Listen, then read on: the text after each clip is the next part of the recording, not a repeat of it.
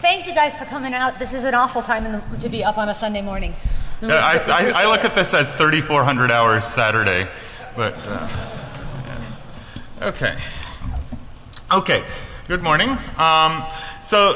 I'm Matt. This is Sandy. What we're going to be talking about is actually joint work with a bunch of other people from my lab at the University of Pennsylvania. Travis, who is here, but God knows where he is. Perry Metzger, Zach Wasserman, and Kevin Zhu. So normally, I don't like to start anything with a disclaimer, but in this case, I kind of have to.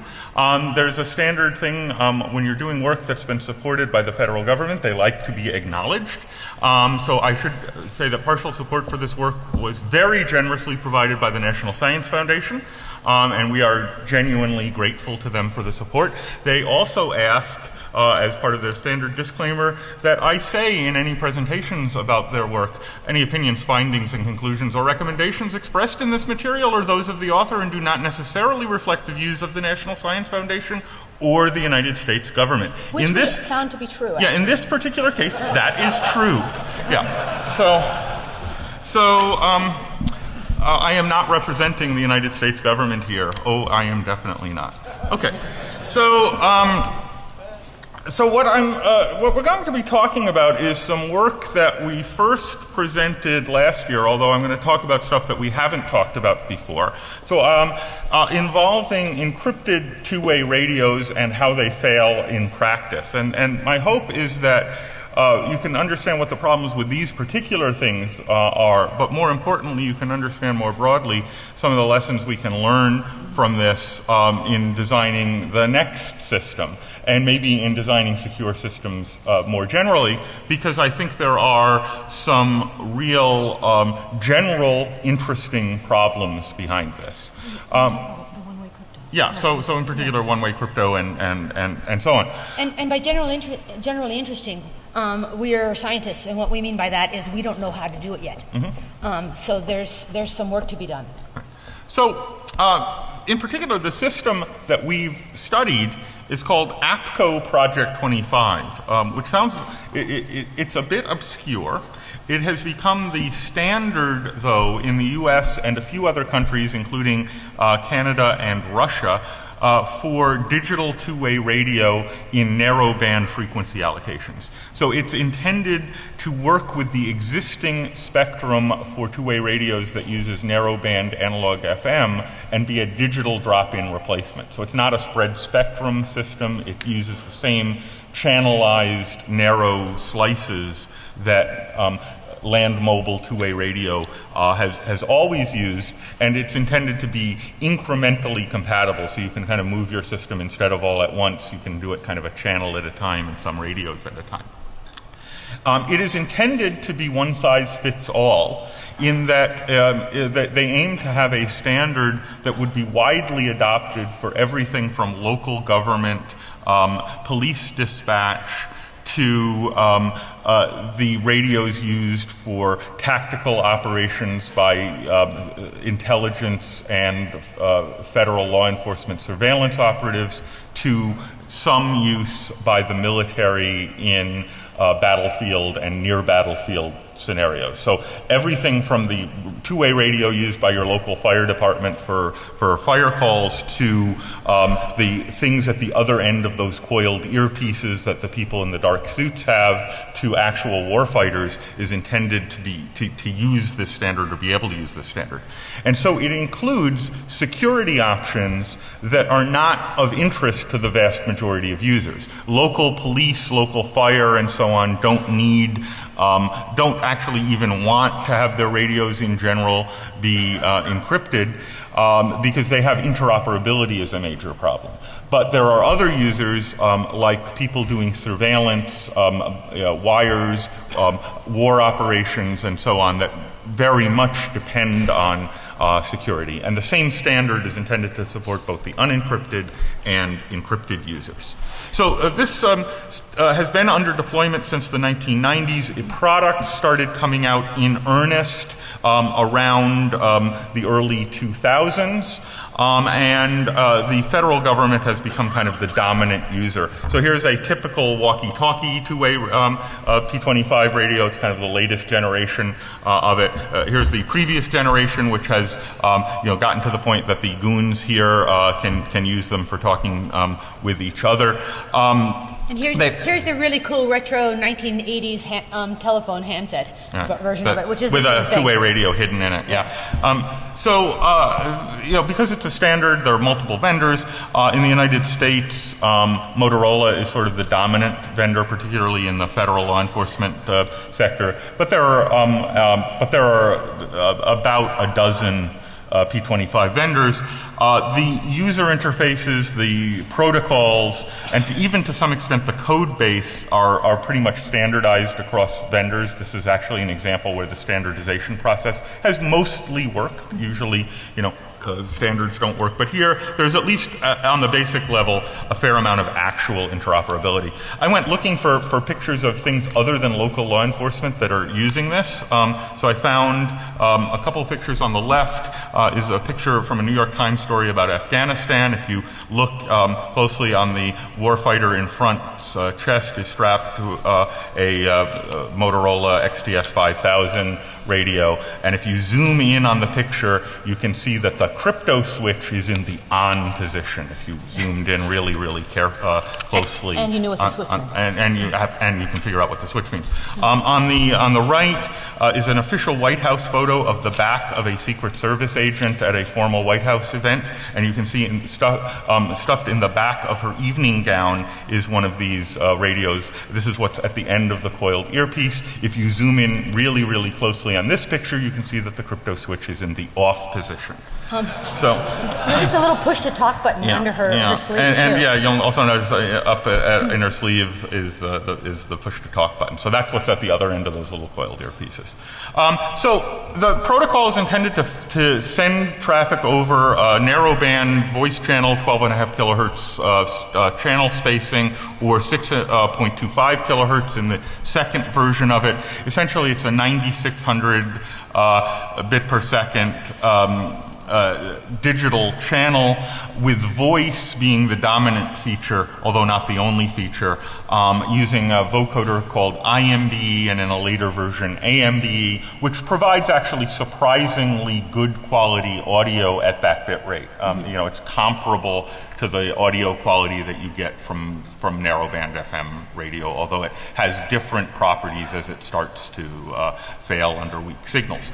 The speech is basically divided up into 180 millisecond chunks that are encoded with a little bit of redundant metadata and error-correcting codes around them. So essentially every 180 milliseconds you get a new voice frame that's sent out, and if you lose something within 180 milliseconds, you'll catch back up. Actually after 2 of these frames, so within 360. It's a broadcast model, so these are called two-way radios, but in fact they are one-way. This is a one-way protocol in that the sender makes all the decisions. They are broadcasting to anybody on the frequency. There are no handshakes. There are no sessions or any of the notions that we normally associate with a communications protocol that we might be building over something like the internet or over a high infrastructure system like the cellular telephone network. Here, essentially, the sender radio makes all the decisions. It's up to the receivers to stay in receive-only mode and figure out what the sender did. And so it relies on forward error correction as its error correcting mechanism, and also relies on the sender's security configuration to decide whether the crypto options are on. You don't negotiate with your receiver. So the security options, again, they are options. It is based entirely on symmetric crypto. There's no public key involved here at all. The model is very simple. There are a bunch of standardized ciphers, most recently AES. Originally, they standardized on DES, and there's still a lot of DES users out there, though not in the federal sector. There are also some vendor proprietary ciphers involved. And we know how well they work. Right, but there's support for classified ciphers that can be kind of dropped in for military use, although not typically for federal law enforcement use. Even though they often are doing classified investigations, they don't have the NSA crypto radios typically within the United States. The traffic keys have to be loaded into the radio in advance, either with a key loading device that I'll show you in a second, or through a god-awful over-the-air rekeying protocol. Essentially, here are the important features of how the security model works. If you receive clear text, you always demodulate it. So on the receiving side, if you can receive clear text, you always demodulate and play it. If you receive ciphertext, you check and see if you have the key material in your radio. If you do have key material in your radio, you decrypt it and play the ciphertext. On the sending side, you have a switch typically configured on your radio, although it can be configured in other ways, that will switch between whether you're sending clear or sending encrypted, but that affects your outgoing traffic, not your incoming traffic. So the thing that you will notice about this protocol is it is designed to optimize communication. The thing that it is optimizing is getting the message through, which for local law enforcement, where you're yelling out, "I'm being shot at, please come help me," is exactly what you want to optimize. But for other applications, this may not be what you want to optimize. You may want to be able to detect, for example, that an encrypted user and a clear user are in different configurations and have it not work until they're both in agreement. But this protocol doesn't allow you to do that. It's designed to I got a slide for that. Yeah, but this one's cooler. It is cooler. Yeah, we have the cooler, newer one. Okay, so we wrote a paper. We looked at these protocols. We wrote a paper that examines in detail, and I've talked about it before, so I'm not going to repeat it here, and you can go read the paper. What the protocol weaknesses that we found in this are. Essentially, what we found is they did not make any of the crazy mistakes that people often make when they design a crypto protocol, where if you XOR the first packet with the second packet, you get the key, or anything crazy like that. So in fact, they seem to do mostly the right things with the actual crypto itself. The key generation is usually based on or the IV generation is usually based on real good random numbers, as far as we can tell. They don't reuse IVs in their stream mode in any particularly obvious way, although who's to say if maybe somebody smarter than us will come along and discover that actually there is a vulnerability there. But if there are vulnerabilities, they aren't the obvious ones. But the protocols themselves are not using standard designs. This was designed kind of for this, and designed by a big committee, and as we all know, the larger the committee, the better the protocol you get. This was designed by a large committee. So there's no authentication anywhere. It's incredibly susceptible to traffic analysis. The unit IDs are sent in the clear even when you're in encrypted mode. There's all sorts of metadata that's sent out in the clear. And we found denial of service attacks that are frightfully efficient. It is much more efficient from an energy perspective to interfere with this protocol than to use it legitimately. By a large factor. And there are some serious crypto usability deficiencies. So again, I'm not going to talk about the details of some of the active attacks that we found in the protocol, even though from a purely technical point of view, they're more clever, because they require an active attacker. And an active attacker at least raises the bar a little bit. So, for example, there's no authentication, so a trivial active attack is that you can do impersonation very easily.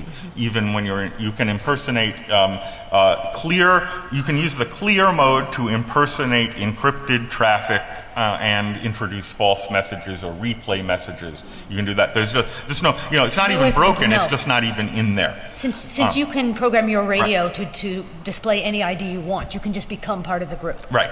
And because it's clear, they will always receive it. Yep. So you're subject to all sorts of active and passive traffic analysis. Every radio has a unique identifier, typically a unique identifier. You don't have to, but in practice, anybody using the over-the-air rekeying protocol uses a globally unique identifier for every radio. The standard says you're supposed to encrypt that when you're in encrypted mode. The standard code base that all the vendors are using doesn't actually encrypt it. And it's not clear whether we were the first people to discover this, but we were certainly the first people apparently to mention it anywhere. There's just there's some crypto flag that's on, should be on in the code that just isn't turned on. Who knows? So what that means is that when people are in encrypted mode, you can get pretty good traffic analysis of who's talking. But we also found some active attacks, which is that if a radio is configured to use the over-the-air rekeying protocol, which pretty much all federal law enforcement radios are, and you send them a malformed packet with a particularly formed header, the radio will effectively see that as a ping to which it sends a NAC back. It says, oh, you sent me a malformed packet. I am user ID number 341651. Please send that packet again. It doesn't work for the voice protocol, but it does work for the data protocol. And you can use that effectively to ping a radio at will. Yeah, and it's impossible if you're the person being pinged, unless you've got your finger in the antenna slot and you're actually feeling a little bit of heat as power goes out of your radio, there's no way to detect that you are responding. Yeah. So these pings are completely undetectable. Right. So this works for tracking radios that aren't transmitting effectively, as long as they're on and within range. So we thanks to Margot Seltzer at Harvard, she heard about it and said, oh, you can build the Marauders map from Harry Potter. And so essentially you can take two base stations, ping people, triangulate their location with phased arrays, which is pretty simple to do. In fact, I understand there's a GNU radio project you can use an Edis box to kind of do this with incredibly cheap equipment, and get a real-time map of all of the users on a given frequency, even when they're supposedly idle. So is this a threat in the domestic law enforcement environment? Well, maybe, maybe not. Is it a threat in the battlefield environment? They don't care about that stuff, right? Okay, so denial of service is another interesting active attack here. Typically with radios, jamming is this fairly evenly matched arms race with narrowband radio. Whoever has the most power wins, so jamming requires a little more power as received at the receiver as the legitimate transmitter. Which makes a jammer easy to find. Right, it makes a jammer easy to find, and it makes the jammer's job at least a little bit harder, or at least as hard as the job of the real communicator, and you're vulnerable to being detected. With spread spectrum systems, you can actually put the jammer at a huge disadvantage, either by using secrets or some clever protocols that don't require secrets, but that would require the jammer to use significantly more energy than what they're trying to attack because they have to spread it over a wider spectrum.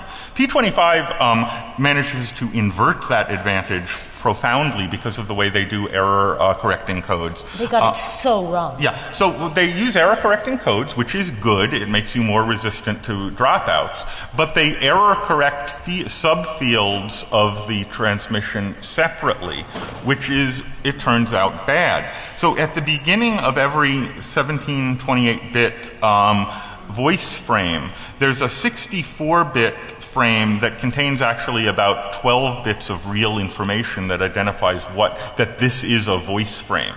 If you synchronize and jam this 12-bit expanded into 64-bit subframe, you can prevent the receiver from knowing what kind of frame it is, and they'll ignore the rest of it. Now, the effect when you do the math is that you need 14 dB less energy than the legitimate transmitter to prevent a signal from being received, because you can turn your jamming transmitter off for the vast majority of the time.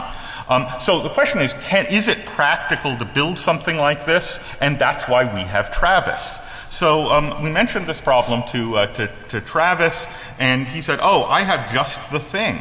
The P25 protocols use C4FM, which is similar enough to a protocol used by the TI 1110 single chip radio transceiver, and I can just load firmware in there to recognize the beginnings of the types of frames you want to jam, and then turn the transmitter on. So, I said, oh great, Travis, do you think we could actually do this? And he, said, well, give me an hour.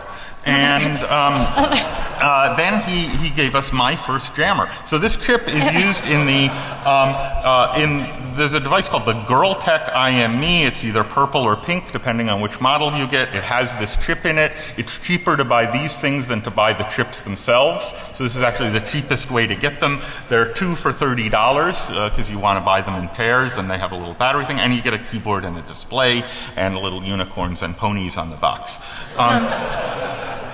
So you load this firmware in there, and it can do all of the synchronization. So we've talked about that in the past. You'd have to add an external power amplifier if you wanted to do real jamming, which would actually increase the price to more than $15.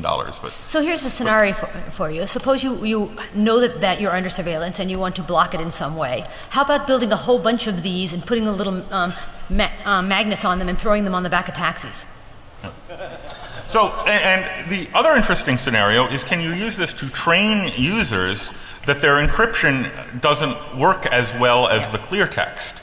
And so the interesting scenario is the selective jamming scenario, where you don't jam everything, you just jam the ones that you can't understand yourself and force them to switch to the clear mode, which is actually trivial to program because you have to read the transmissions in order to synchronize. So you can just look and see, well, what frame type is this? Is it an encrypted frame? And then only jam those. And that effectively trains the users that the thing only works if you turn the crypto switch off. And I can give you examples of this. So again, the problem with this is that it's an active attack, and even though there's Travis and there are these Girltech IMEs, that's probably not a threat today. I mean, give it a week or two, but it's not an immediate threat, and there's still some risk because you are transmitting, and as long as you're transmitting, you can be detected. Right. And similarly with the active ping attacks, it requires an adversary with a certain amount of infrastructure to do these attacks who's willing to run the risk of actually being found, and this is going to make them very mad at you when they find you. Right. So it's actually against the law. Right. Yeah, it's not just against the law, it makes them mad. Right. So one kind of more interesting question, even though they're not as technically interesting, is how often do they go in the clear anyway because of the usability and the keying problems that we found? So we found a number of potential usability problems. There's poor feedback about the crypto state. Only transmit crypto is controlled by your switch, so you can't tell what state it's in by the behavior of your communication. The switch has no effect on received audio. Clear signals always get accepted when you're in encrypted mode. Encrypted signals are always accepted if you have the key material when you're in clear mode. So a clear user can happily interoperate with an encrypted user, and they just don't get any feedback about what's going on. Now the second thing is, if you look in the manuals for all these systems and what all of the users and system administrators of these systems have been told, which is that for maximum security, change your keys. Yeah. Right? Don't we tell users to change their passwords frequently? Right. So the same idea. Well, change your crypto keys, because if you are if you're an agent of some federal law enforcement agency, let's pick one at random. Let's imagine you work for some bureau of the federal government that conducts investigations. I won't single any of them out. The agents do not get captured over enemy territory very often, but their keying practices are designed very much to make captured radios not be useful for very long. But the effect is that the over-the-air rekeying protocol has these unreliabilities built in, where effectively what it does is erases your current key and then tries to get the new one. So what happens is that every time you rekey, people end up without keys for a little while. So I'll tell you a story. One thing we did in the going on 3 years now that we've been conducting this investigation, we have built a taxonomy of how many times we've heard them say X or Y. And I cannot tell you how many times after a particular day of the month, one particular agency says, "Oh fuck, the rekeying didn't work." Right. And the other thing that we often hear as the first transmission that we hear in the clear is, "Okay, I just rekeyed." Yeah. Or somebody giving somebody else instructions on how to rekey, and then us hearing both of them. Right. So, you know, if you go back to the academic literature, you could there was a great paper. It is required reading for everybody. Your homework after you leave this is go get Alma Witten, Doug Tygar's 1999 USIX paper, Why Johnny Can't Encrypt, where they looked at PGP and tried to figure out why people aren't using it. And basically they found a long list of usability problems for crypto protocols that you should avoid. This list was apparently used by the P25 designer as a checklist of how they should design their protocol. Because they made all of the mistakes in Witten and Tygar's paper are in there. There's no feedback to the user. The usability, getting the crypto working isn't tied to the user experience. There's little chance to notice or help. So let me just give you an example. Here's the Motorola XTS 5000 radio. Here's its configuration in the clear mode. Here it is in encrypted mode. Here it is in clear mode. Here it is in encrypted mode. You can certainly see the difference. The difference is... If we go back to our original picture of... Yeah, we zoomed in on these pictures. And look where the radios are. How are they going to tell anyway? Mm-hmm. Yep. Yeah. So that's the indication. Now, you can also get a beep to be configured if you're in clear mode. There's a crypto beep warning, but it's also it's the same beep as the channel is available beep when it's in the trunk signals and the low battery beep when it's... often, people just are changing their batteries constantly to get rid of the beep, and it's if they're in the encrypted mode. The trick is there's this little symbol. A 0 means one state, and a 0 with a slash through it means the other state. There is disagreement among the user community about which means which. So back up to here. Yeah.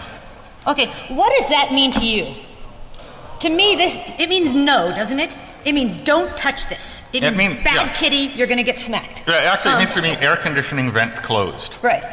Fee, if you're into group theory. The null set. Yeah. It means goes to quiet if you're into language stuff. Right.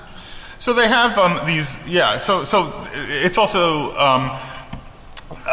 Means either open or closed is apparently the metaphor that you're supposed to understand that symbol with. So we made up hats that we've been giving out to feds and shirts, with the encryption. When I put this hat on, you can't understand. What word I'm saying? Yeah. Okay.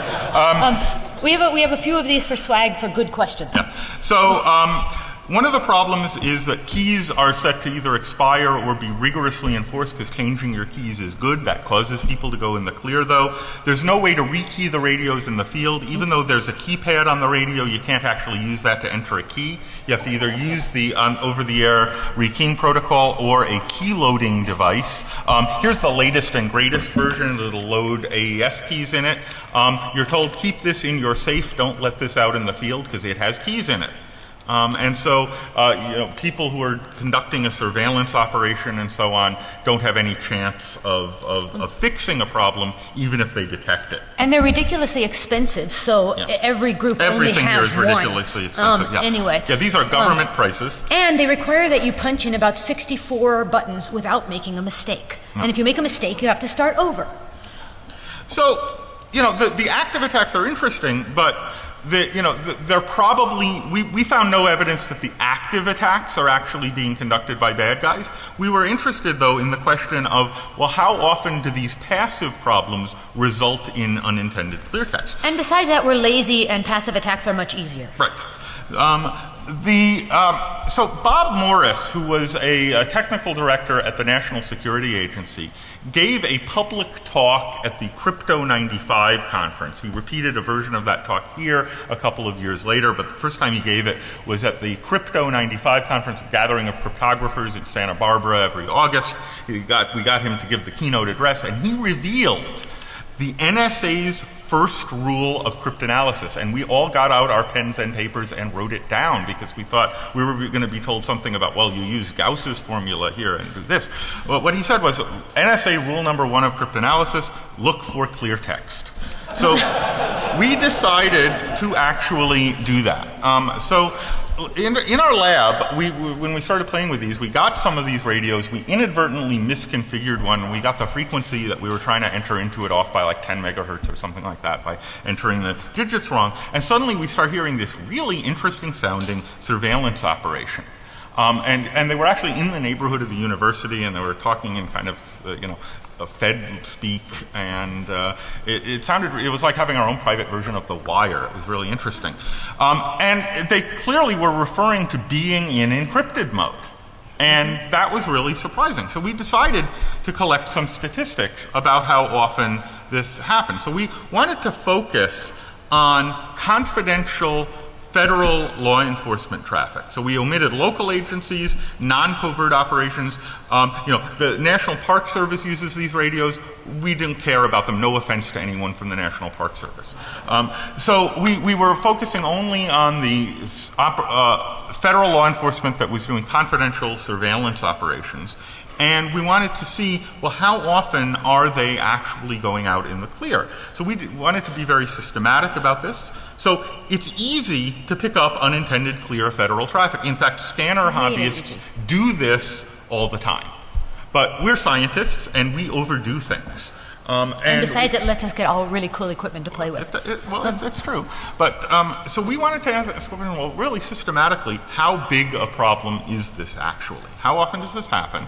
Are these usability problems do these actually represent a serious problem? And we wanted to get data rather than anecdotes of, hey, we hear the feds from time to time. So we decided that the best thing to do would be to build our own little SIGINT network, and collect clear P25 content and the metadata in several cities, just like we were if we were a hostile intelligence service trying to find out what's going on and do this seriously. So please understand, there was a really good paper at RuxCon in Australia a year or two ago where they looked at the P25 radios and DES encryption. And of course, everyone knows DES is broken, and they showed how it's broken on these radios as well. We did not bother to look at the crypto.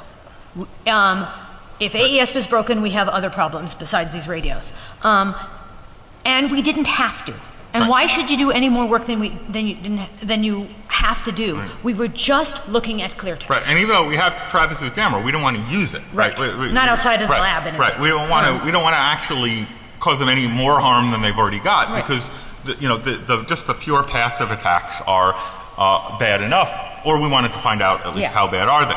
So one problem is we wanted to build our own little NSA on the cheap, but we do not actually have the NSA's budget. So how do we do this? So we got off-the-shelf equipment. First, we wanted to use Edis boxes running GNU Radio because they are cool. Unfortunately, they're not quite able to do real-time IMBE decoding with the current versions of the software. They may be now. When we started 3 years ago, that it wasn't mature yet, but a lot of things have been done, and we're looking at it for the follow-up paper that we're going to be doing on the over-the-air rekeying. Yeah.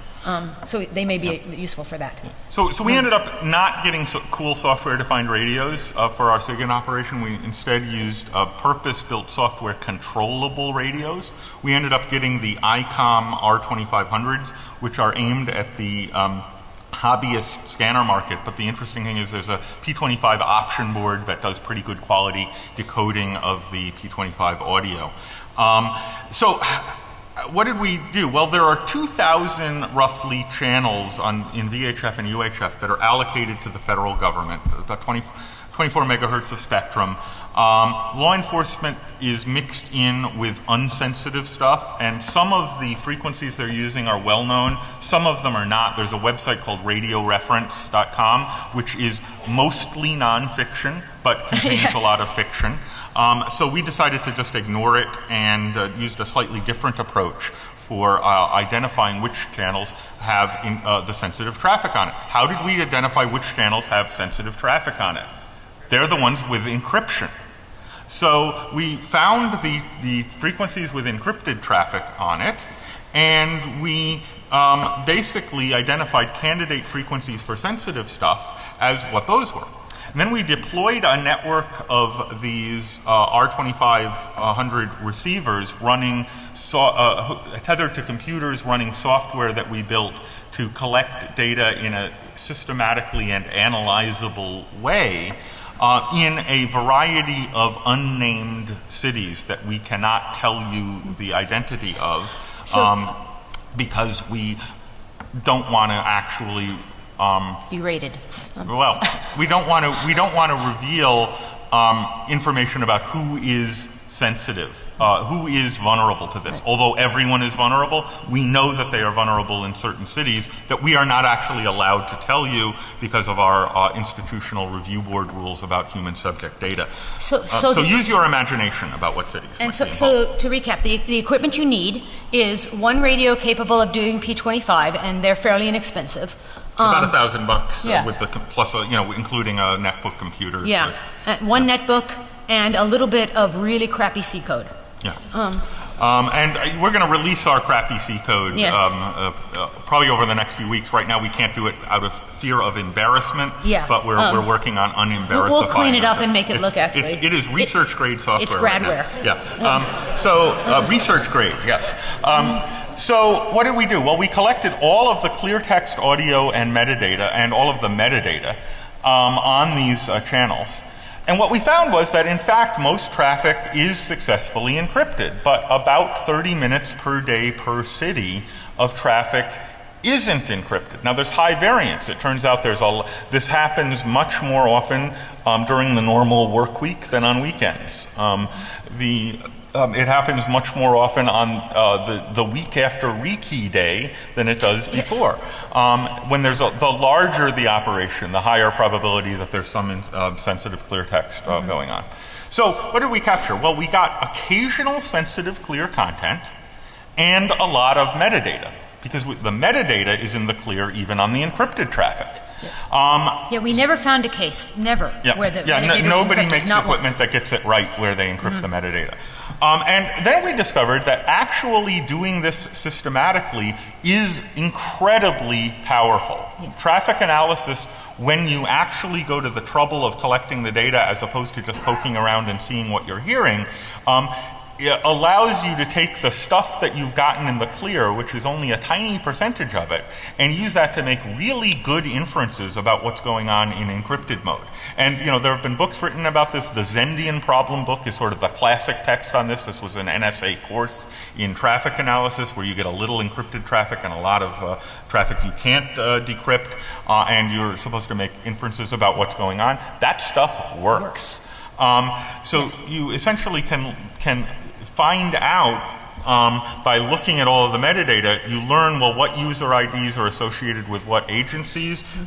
We discovered that one agency that we will not identify, we found a list of offices of this agency, and each office of this agency was numbered. We found out that number was embedded in the user IDs that they have, so we can find out which office is actually doing an operation by looking at their IDs. And since they sometimes list the employees of various offices, then you find out who. Yeah.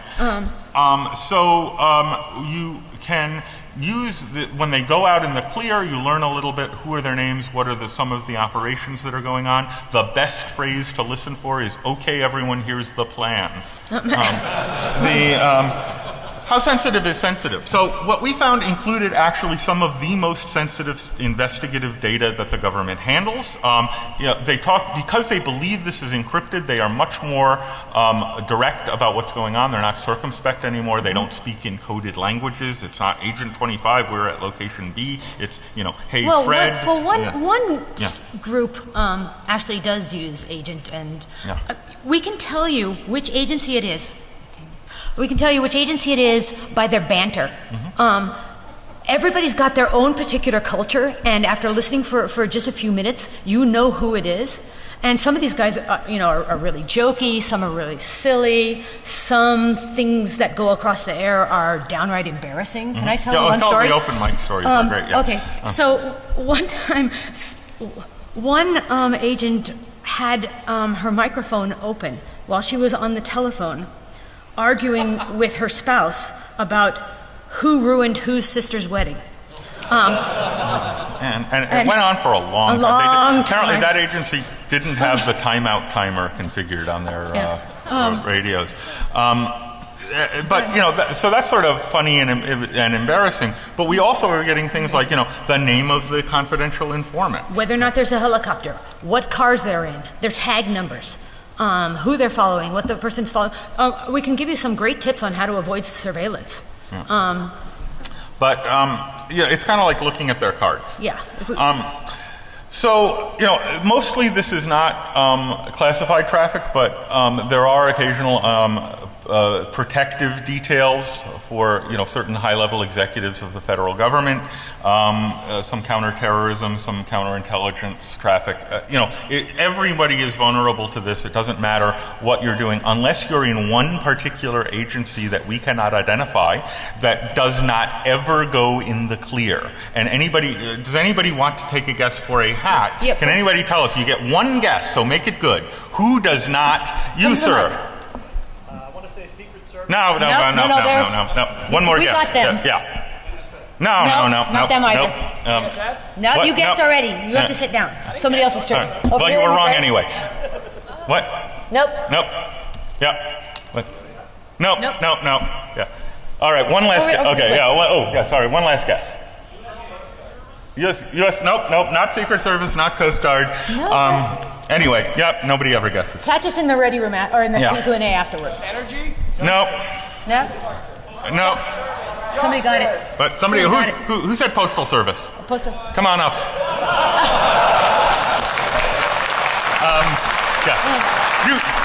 Do not mess with the postal inspector.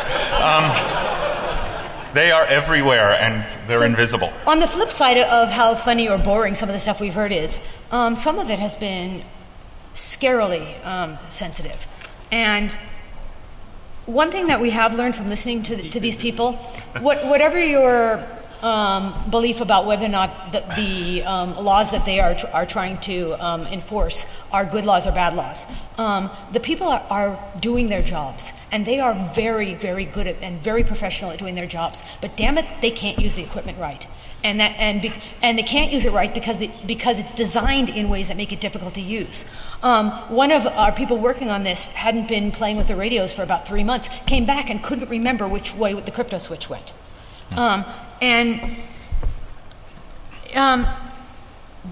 Using these wrong puts these people's lives in danger.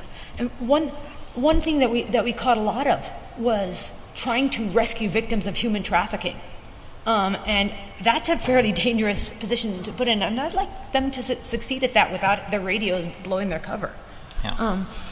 So, the question is, well, what did we do? Well, before we published the first of our results, we naturally wanted to kind of mitigate some of the harm. I mean, we had sort of one temptation was to go and become master criminals, but we rejected that option, for the record. So we also realized that the passive attacks, although some of them are sort of embedded in the standard, can be mitigated with better configuration and better procedures. So we did reach out to the user community. And the active attacks are long-term problems that require fixing to the standards, so we also reached out to the standards community. So one question is, well, who would react better? So in the short term, we approached the feds. We very politely went to various levels of the different agencies that are having some of these problems, both from their headquarters levels to the local, field offices. 5, yep, got it.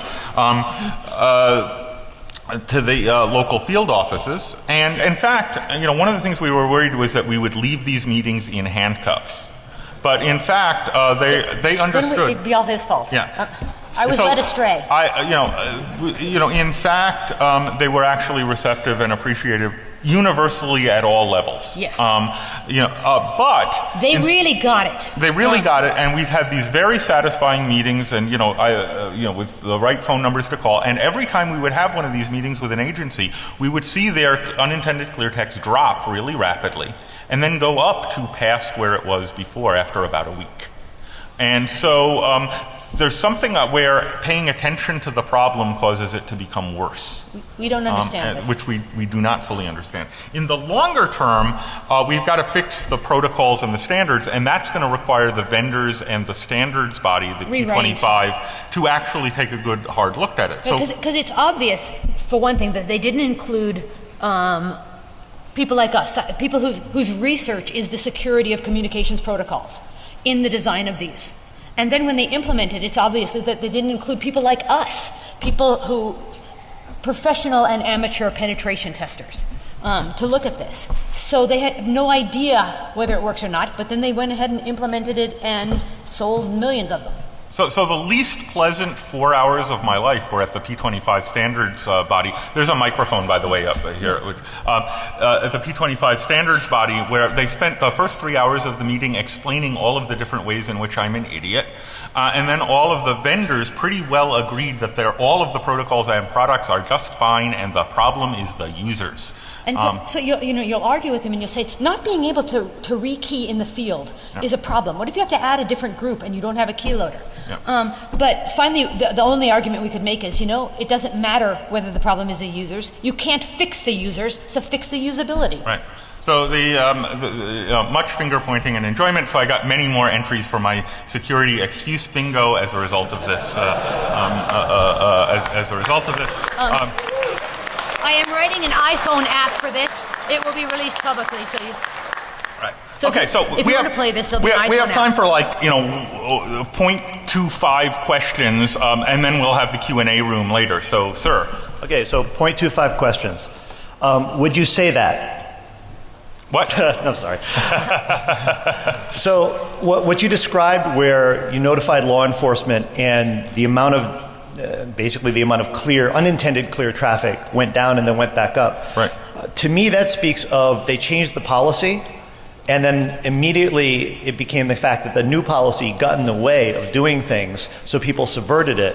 Yes. That's possible. And I think that's very probable. Yeah. So what I would ask is, how much insight have you been able to gain? And I don't know whether this could have been your interaction with law enforcement, could have been basically from reading the manuals and knowing how these things have to happen. How much insight did you gain into what sort of the obvious choices for policies and procedures around this would be? And do you have any suggestions or any insights? So we actually have a mitigation guide that as far as we can tell has not actually been implemented yet within the federal sector. So the immediate term problem was telling people, what they did was they told people, pay more attention to this, make sure the switch is in this position. And then they remember that for a week. After a week, what they remember is fiddle with the switches. Right.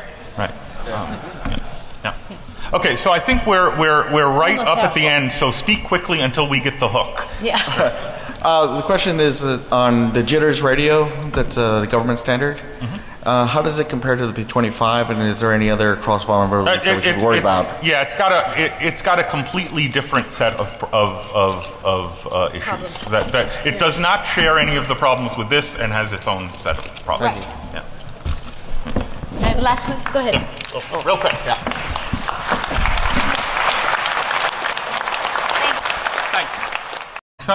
It's a bit obscure. It has become the standard, though, in the U.S. and a few other countries, including Canada and Russia, for digital two-way radio in narrowband frequency allocations. So it's intended to work with the existing spectrum for two-way radios that uses narrowband analog FM and be a digital drop-in replacement. So it's not a spread spectrum system. It uses the same channelized narrow slices that land mobile two-way radio has always used, and it's intended to be incrementally compatible, so you can kind of move your system instead of all at once. You can do it kind of a channel at a time and some radios at a time. It is intended to be one size fits all, in that they aim to have a standard that would be widely adopted for everything from local government, police dispatch, to the radios used for tactical operations by intelligence and federal law enforcement surveillance operatives, to some use by the military. Here's a typical walkie-talkie two-way P25 radio. It's kind of the latest generation of it. Here's the previous generation, which has gotten to the point that the goons here can use them for talking with each other. And here's the really cool retro 1980s telephone handset version of it, which is with the same a two-way thing. radio hidden in it. Yeah. Because it's a standard, there are multiple vendors.